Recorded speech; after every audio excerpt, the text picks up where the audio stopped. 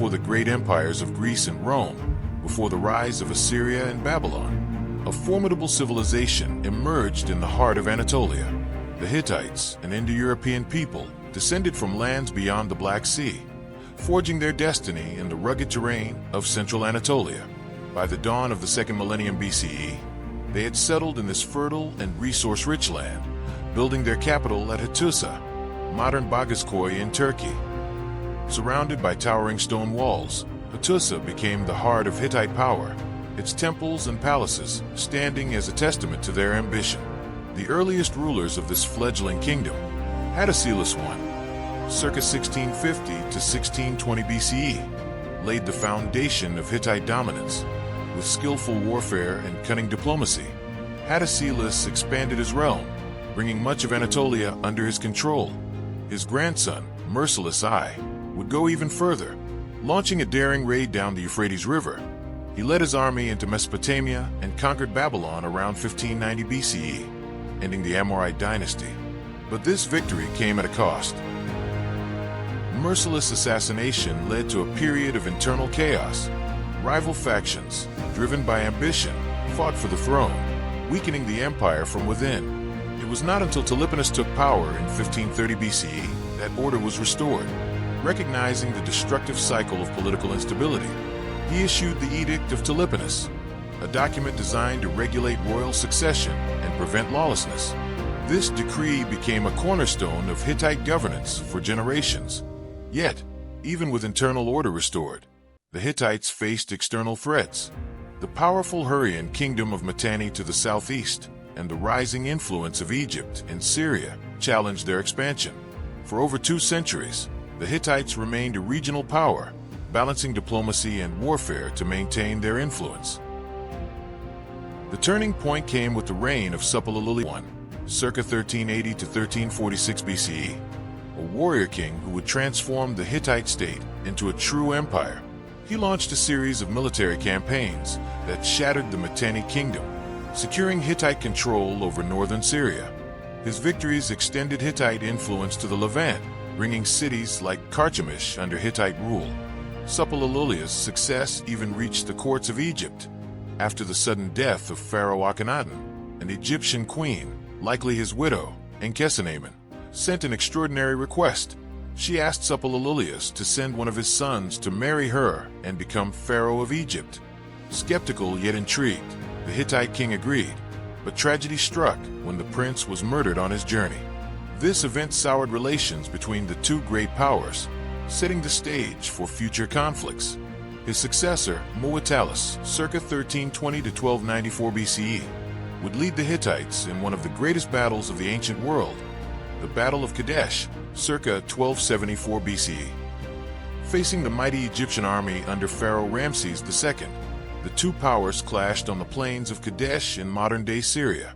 Though Ramses declared a grand victory, the reality was less clear. The battle ended in a stalemate. However, the conflict demonstrated the strength of the Hittite military, and it wasn't until years later that the Hittites and Egyptians made peace. Under Hattusa III, circa 1275 to 1250 BCE, the Hittites and Egyptians formalized a historic peace treaty, the first known international peace agreement in history. This treaty not only ensured stability, but also led to a diplomatic marriage between the two royal houses, further cementing their alliance. For a time, the Hittites flourished. Their kingdom, rich in metal resources, had pioneered the early use of iron, playing a crucial role in the transition to the Iron Age. Their feudal society revolved around agriculture, with a strong warrior class defending their vast lands. Religion played a key role in their daily life, with a pantheon that included both Anatolian deities and foreign gods, reflecting their vast and diverse empire. But in the late 13th century BCE, disaster struck. A wave of mysterious invaders, known as the Sea Peoples, swept across the eastern Mediterranean, toppling great civilizations. At the same time, the Phrygians surged into Anatolia, threatening the Hittite heartland. The once mighty empire, unable to withstand these external pressures, crumbled. By 1193 BCE, Hattusa was abandoned, its grand palaces reduced to ruins. Though the empire fell, traces of Hittite culture endured. In Cilicia and Syria, remnants of their civilization lived on in small Neo-Hittite city-states. These lasted for another 500 years before finally being absorbed into the growing power of the Assyrian Empire by 710 BCE. For centuries, the Hittites were forgotten, their great empire lost to time. It wasn't until the discovery of thousands of cuneiform tablets at Bagaskoy, modern Boğazköy, Turkey, in the early 20th century that their story was uncovered. These tablets revealed the complexity of Hittite society, their laws, diplomacy, military strategies, and religious beliefs. Perhaps most remarkable was their ability to balance power in the ancient world, negotiating with rivals and forging treaties that shaped the political landscape of their time.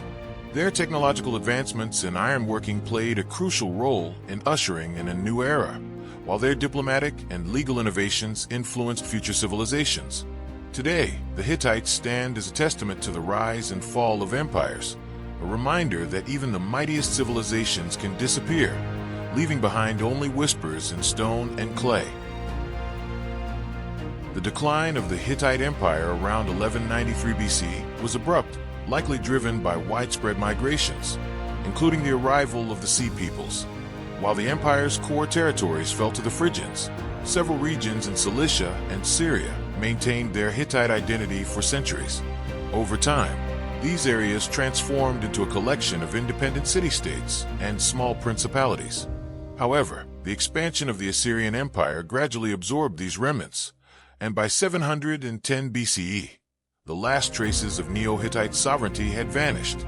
Archaeological discoveries at Bagaskoy, modern-day Turkey, have provided crucial insights into the Hittite civilization, revealing details about its governance, society, economy, and religious beliefs.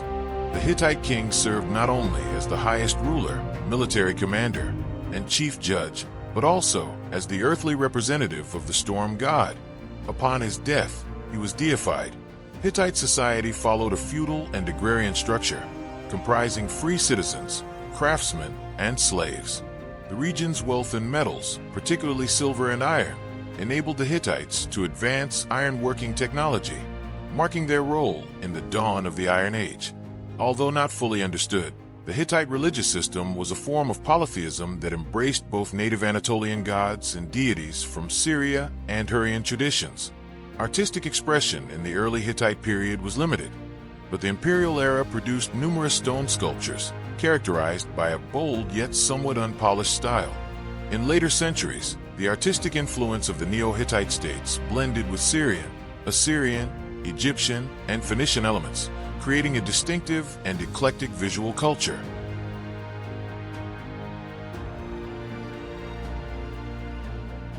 The Hittites and the Egyptians signed the Treaty of Kadesh in 1259 BCE after the famous Battle of Kadesh. It is the oldest known surviving peace treaty in history, with copies found in both Hittite and Egyptian records. A replica of this treaty is displayed at the United Nations headquarters in New York. Unlike many ancient civilizations that imposed harsh punishments, the Hittite legal system was relatively lenient. Instead of the death penalty, many crimes were punished with fines or forced labor, a significant contrast to the brutal laws of Babylon's Hammurabi. The Hittites used a unique hieroglyphic script for inscriptions, different from their cuneiform texts. Some parts of their language remain undeciphered, making their culture even more mysterious. The Hittites were among the first to smelt and use iron, giving them a military advantage. Some historians believe their knowledge of ironworking helped usher in the Iron Age after their empire collapsed. The Hittite Empire was a mix of different ethnic groups, including Hattians, Luwians, and Hurrians. Instead of imposing their own culture, the Hittites often adopted and blended elements from conquered peoples, making their civilization highly diverse. The fall of the Hittite Empire around 1200 BCE is still debated. Some theories suggest it was due to the Sea People's invasions, internal rebellions, climate change, or even pandemics. Unlike Egypt or Mesopotamia, their civilization vanished almost completely, leaving behind very few traces.